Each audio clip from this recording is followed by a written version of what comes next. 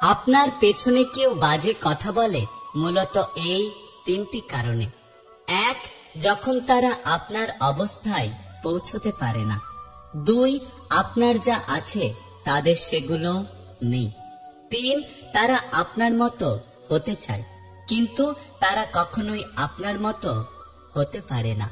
পৃথিবীতে সবচাইতে নিষ্ঠুর তো সেই মানুষ যে তার নিজের প্রয়োজনে কাউকে ব্যবহার করে আর তার প্রয়োজন শেষ হয়ে গেলে তাকে দূরে সরিয়ে দেয়।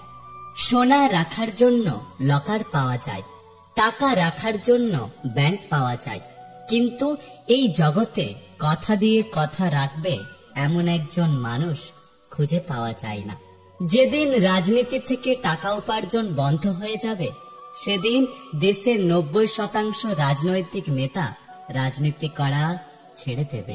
জীবনে চলার পথে একটা ধাক্কা খাওয়া খুব প্রয়োজন, নইলে পথের গুরুত্বটা বোঝা যায় না। ছেড়ে দিলে যদি ভালো থাকো তাহলে ছেড়ে দাও, কারণ ভালো রাখার নামই হলো ভালোবাসা। যোগ্য মানুষ কখনো অন্যের সমালোচনা করে না, যোগ্যহীন মানুষগুলোই অন্যের সমালোচনা করে।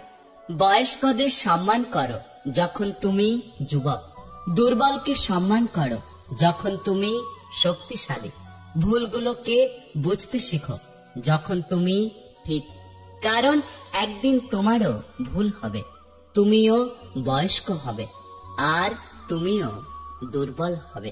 আমি যতটা মিশতে পারি ঠিক ততটাই দূরে যেতে পারি।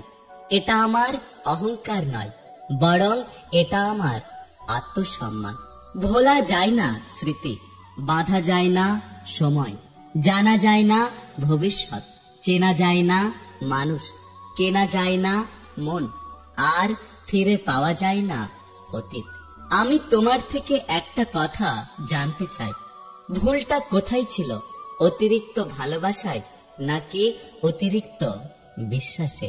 জীবনটা ছোট হলেও জীবনে ঘটে যাওয়া গল্পগুলো অনেক বড় হয়। জীবনে এমন একটা প্রিয় মানুষ থাকা উচিত যে বুঝবে এবং বোঝাবে, কিন্তু কখনোই ছেড়ে চলে যাবে না। যেখানে তোমার মূল্য নেই সেখান থেকে কষ্ট হলেও নিজেকে দূরে সরিয়ে নাও।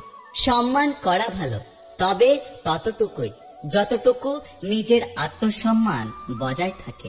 গুরুত্ব দেওয়া ভালো, তবে ততটুকুই যতটুকু নিজের যোগ্যতা ছোট হয় না। মানুষ তার জীবনের ভুলগুলো তখনই বুঝতে পারে যখন একটা ভুলের কারণে জীবন থেকে অনেক বড় কিছু হারিয়ে যায়। অতীতের কথা ভেবে কষ্ট পাওয়া হলো আবেগ, আর অতীত থেকে শিক্ষা নিয়ে সামনে এগিয়ে যাওয়া হলো বাস্তবতা।